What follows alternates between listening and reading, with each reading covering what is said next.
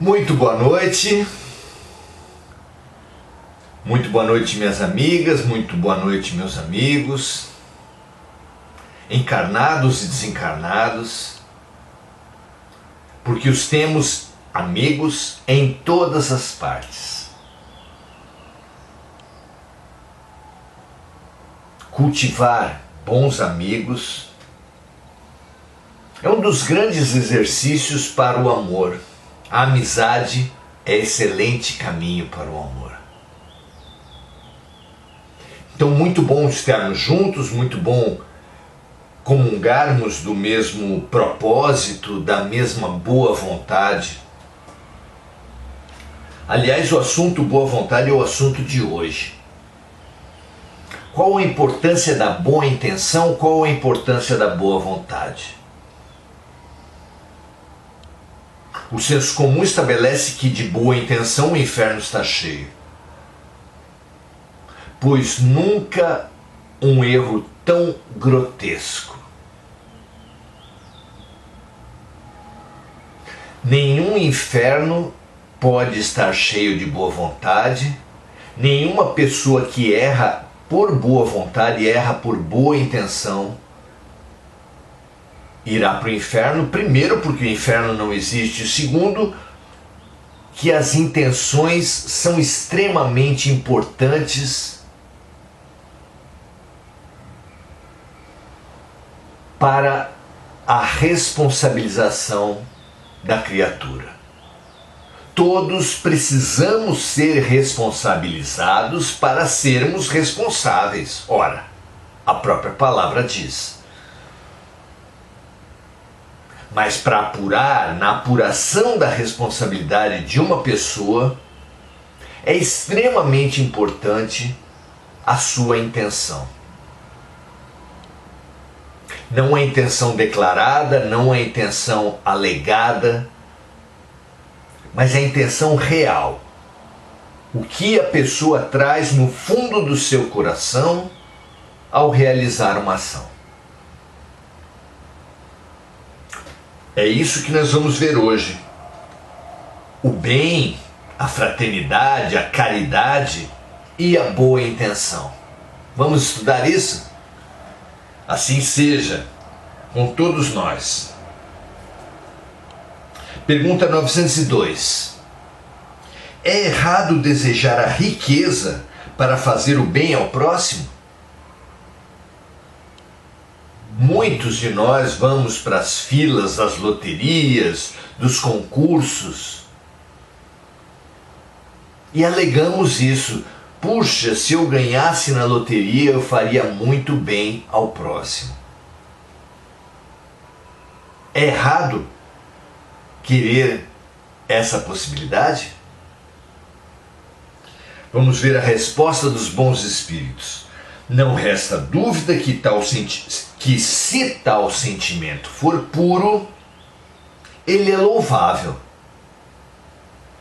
Mas esse desejo será sempre desinteressado e não esconderá nenhuma segunda intenção pessoal disfarçada. Na maioria das vezes, a primeira pessoa a quem se deseja fazer o bem não será a nós mesmos.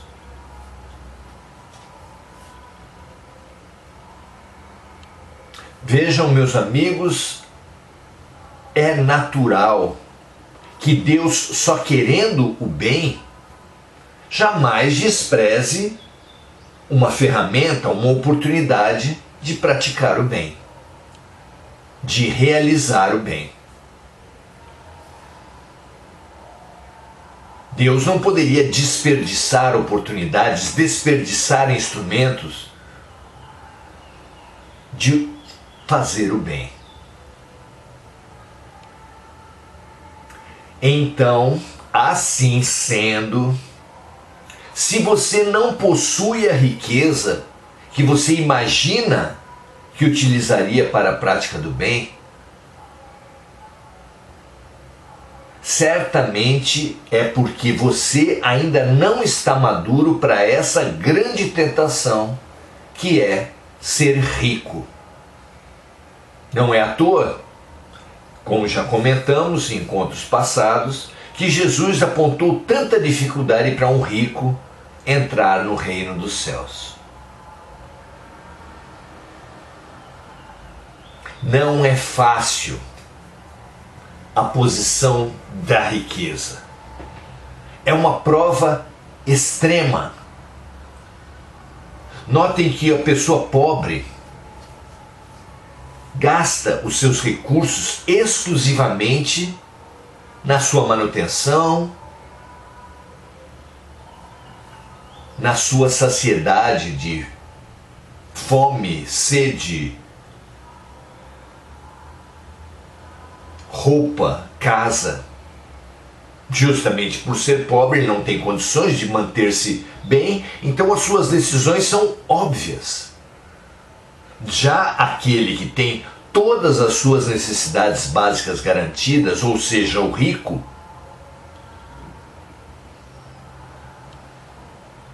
sobrando dinheiro, mostrará nessa sobra do dinheiro as suas reais prioridades, o seu real avanço, a sua real maturidade espiritual. É então a riqueza uma grande prova, a qual a maioria das criaturas se submete e não é aprovada. Então precisamos ficar muito atentos. Será que não estamos dizendo que faríamos o bem se fôssemos ricos para escapar à responsabilidade dos recursos que já possuímos? A começar pelo tempo e pelo pensamento? Precisamos dedicar bem nosso tempo e nosso pensamento? Jesus prometeu numa fórmula divina da prosperidade que aquele que for bem no pouco, mais lhe será dado. Se você quer receber mais recursos e mais possibilidades, dedique-se a usar bem os recursos que a vida lhe deixou, lhe deu.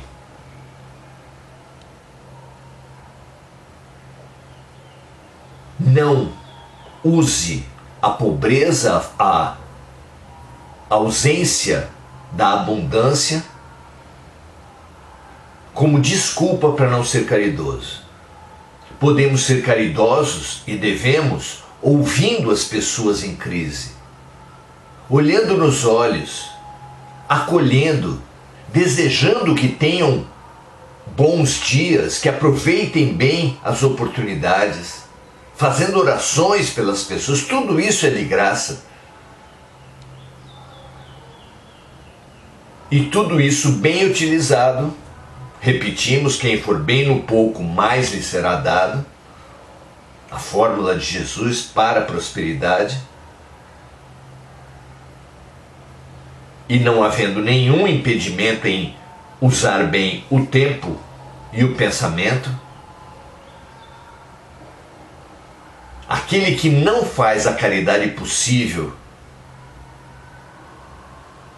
em nome da caridade proveniente da riqueza do dinheiro, está se enganando. Supõe ser caridoso quando na verdade não é. Chantageia a vida, se coloca numa posição de coitadinho, e isso é uma doença sobre a outra. Pense bem a respeito disso. Pergunta 903. Alguém pode ser culpado por estudar os defeitos alheios? Excelente pergunta também. Se for para criticá-los e divulgá-los, aquele que o faz é culpado, dizem os espíritos, porque isso é faltar com a caridade. Então, sempre a intenção vai se mostrando importante, não é? Porém, se ele fizer esse estudo para daí tirar algum proveito, para evitar cometer os mesmos erros, dizem os espíritos, para alertar outras pessoas, quanto às armadilhas do comportamento, do meio social, diria eu, tal estudo poderá ter alguma utilidade. É preciso não esquecer que a indulgência para com os defeitos alheios é uma das virtudes que fazem parte da caridade. Antes de alguém censurar as imperfeições alheias, precisa analisar se o mesmo não lhe pode ser atribuído. Portanto, tratem de possuir as qualidades opostas aos defeitos que costumam criticar nos outros. Porque essa é a maneira de tornarem-se superiores. Mahatma Gandhi diz lindamente: faça em você a mudança que você propõe para o outro.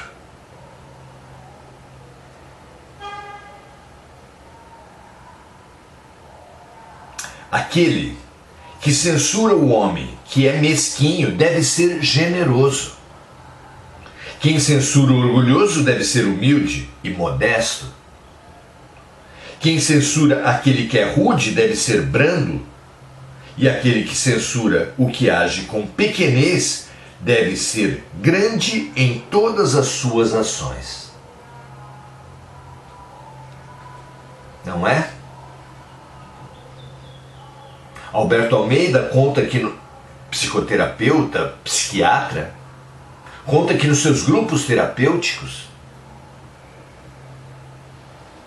quando alguém vem se queixar muito de outras pessoas, ele espera que aquela queixa se consuma,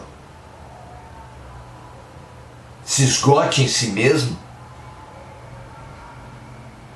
e ao final diz para aquele que se queixa: doeu, é teu. Uma fórmula saborosa para dizer que aquilo que mais nos incomoda nos outros é o ponto no qual você mesmo deve mais investir em você. Pense se não há lógica nisso. Resumindo, dizem os espíritos ainda nessa questão, o homem deve proceder de modo que essas palavras de Jesus não possam ser aplicadas a ele. Conseguem ver, disse Jesus, conseguem ver um cisco que está no olho do seu irmão e não conseguem ver a trave que está em seu próprio olho. Ora, tirem primeiro a trave dos vossos olhos e depois busquem tirar o cisco que está no olho do seu irmão. Uma figura saborosa e até cômica, não é? Imaginem a cena de uma pessoa tentando tirar o cisco no olho de um companheiro seu, tendo ele mesmo uma trave, um graveto na frente dos seus próprios olhos. Conseguirá? Claro que não. Questão 906. Damos aqui um pulo porque vemos complementariedade nas questões. Podemos censurar, pergunta Kardec, um homem que pratica o bem apenas por ter ele a consciência de que é um homem bondoso? Será que essa intenção de fazer o bem para realizar uma autoimagem positiva é ruim, é perniciosa, é condenável? Dizem os espíritos, se o homem pode ter consciência do mal que pratica, deve ter também a do bem. Ter a consciência de que pratica o bem não pode ser um erro, porque é importante para saber, para avaliarmos-nos se estamos agindo corretamente.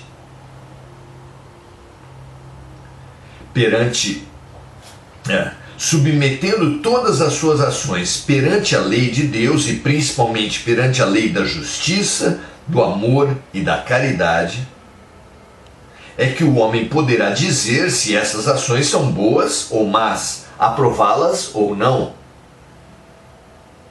Então aqui não se trata de uma mera declaração labial, genérica, teórica, mas de uma investigação prática.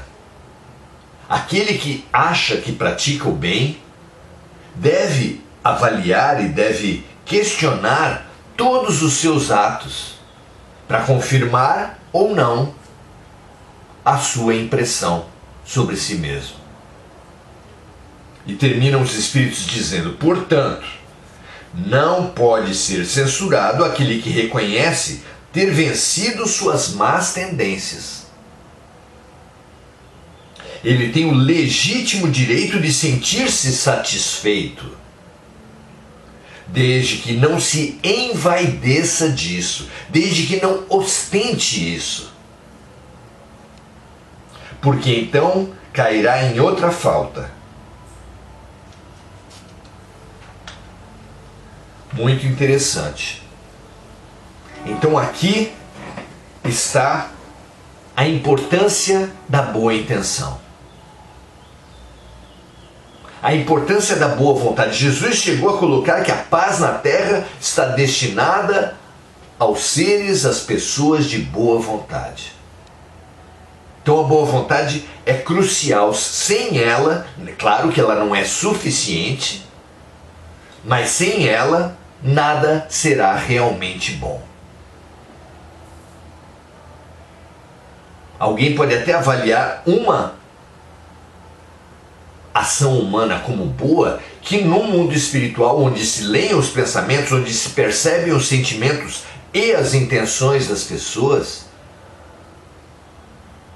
esse ato seja desvendado, desmascarado como um ato interesseiro, ardiloso, hipócrita. Que nós avaliemos constantemente nossas intenções. Ensinou Santo Agostinho na questão 919. Na verdade, 919A. Na 919, os Espíritos dizem a Kardec que a grande ferramenta da evolução é o autoconhecimento. Ao Kardec perguntar como fazer isso, Santo Agostinho vem em nosso socorro para dizer que, para nos estimular a fazermos como ele fez quando esteve entre nós, dizendo que ao final de cada dia passava em revista as suas atitudes, inquirindo, questionando a si mesmo se fez mal a alguém, se fez todo o bem que podia.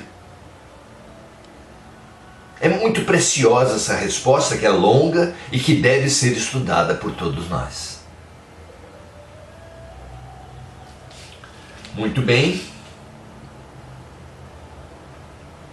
Analisemos.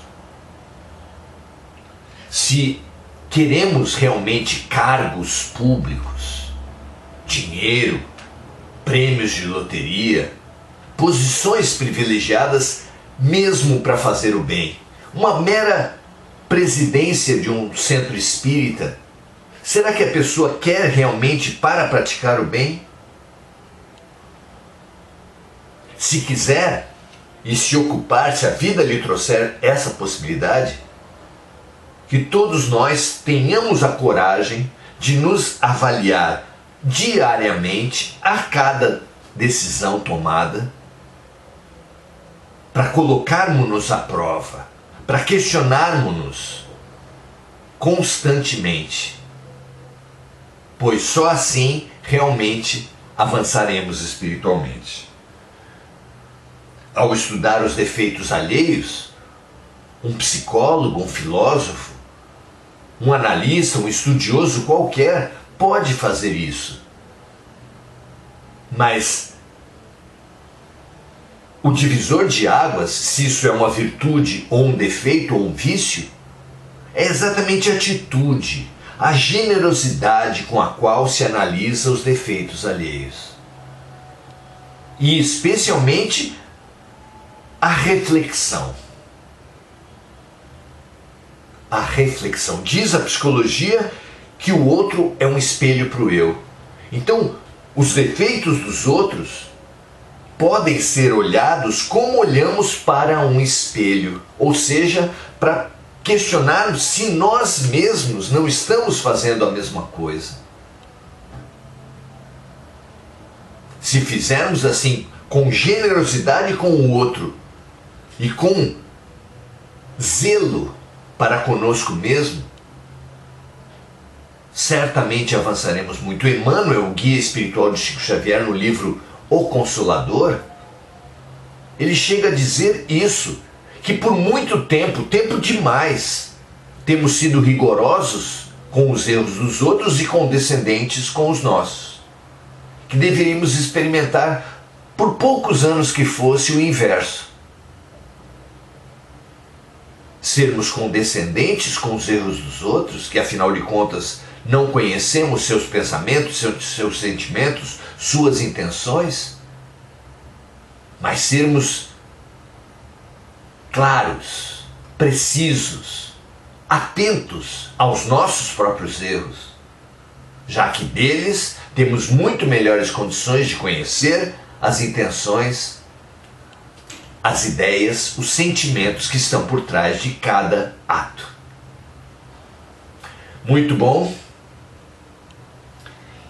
muito boa essa condição proposta pelos espíritos hoje. Queremos sim avançar nesse sentido.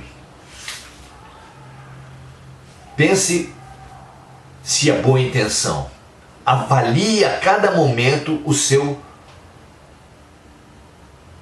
a força, a motivação sua para cada ato.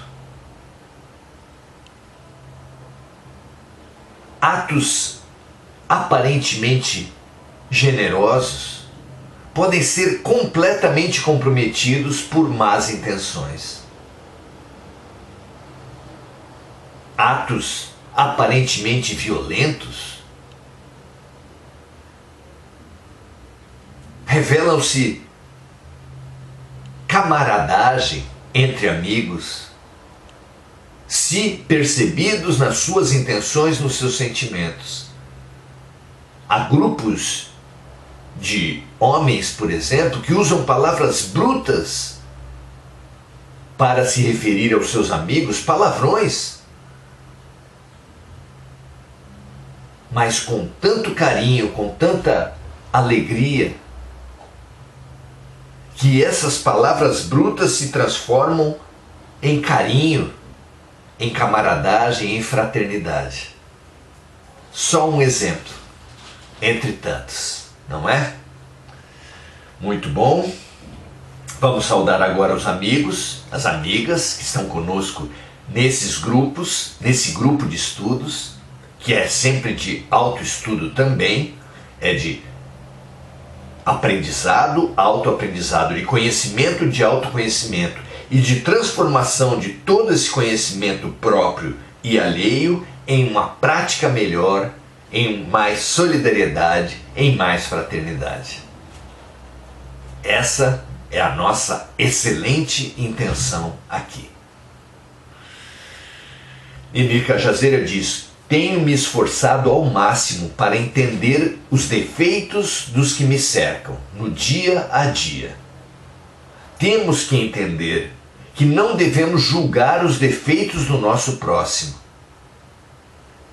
Acho que é no livro Crônicas de Além Túmulo, psicografia de Chico Xavier, autoria espiritual de Humberto de Campos, que ele conta um certo momento de Jesus em que um discípulo se apresentou indignado com a ação de uma pessoa.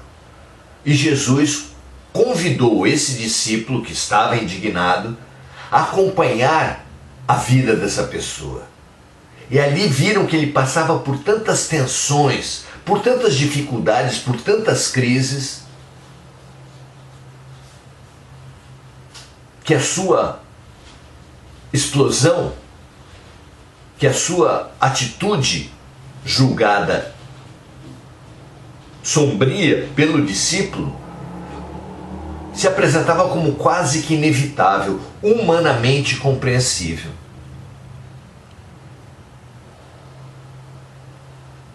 Por isso, não devemos julgar.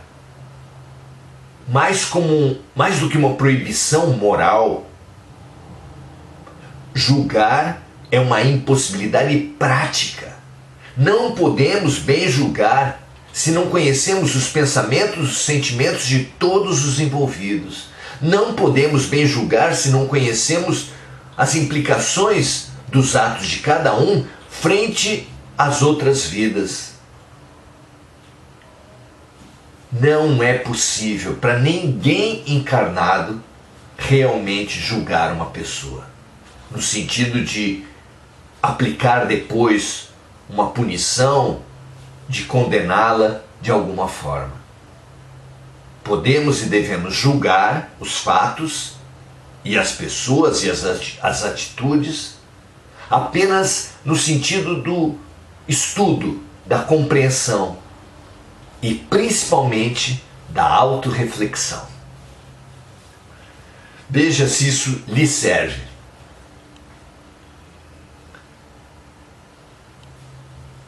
Gugu Souza, louvando o amor sublime. Camila Cagliari, enxergar no outro o que podemos corrigir em nós. Exatamente isso. Muito bom. Marco Aurélio Trindade, falando de uma noite feliz aqui conosco, graças a Deus. Enir Cajazeira,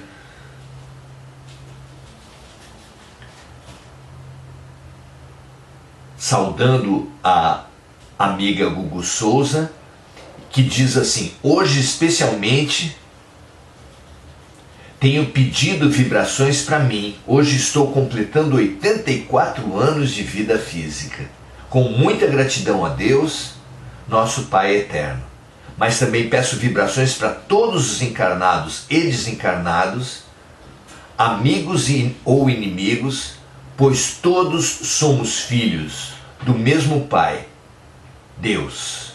Muita gratidão a Deus por me permitires esse ano de vida nesse planeta Terra. Nossos parabéns para a amiga Gugu Souza, que vem compartilhando conosco a sua presença, as suas reflexões aqui. Preciosa aluna dessa modesta sala de estudos, onde somos todos alunos e o mestre é apenas Jesus. Adelaide Dias dando o seu boa noite. Gugu Souza expressando sua gratidão a esse trabalho. Camila dando o seu boa noite. Lúcia, Enir, Domingos Natalo, André Salvatore. Que essa noite tenha sido de grande proveito a todos e sempre estimulo cada um de nós a avaliar se esse momento, se esse nosso estudo tiver uma possibilidade de ser útil a outras pessoas, compartilhe, multiplique. Entre tantas pessoas que multiplicam mentiras, calúnias, mensagens pessimistas, intolerantes, sejamos nós aqueles que espalham compreensão, boa vontade. Graças a Deus, um grande abraço a todos. Amanhã retomaremos os nossos estudos, tendo clareza que amanhã será o dia de sintonizar com Maria, porque foi nos trazido pela ação, pela mensagem de espíritos confiáveis, por médiuns também confiáveis, que amanhã a egrégora de Maria estará fortalecida com a presença da própria Mãe de Jesus, que virá de altas paragens para nos acolher, para nos fortalecer, para nos estimular à compaixão, à misericórdia e ao amor. Venha conosco, estejamos juntos nesse momento precioso. Até amanhã.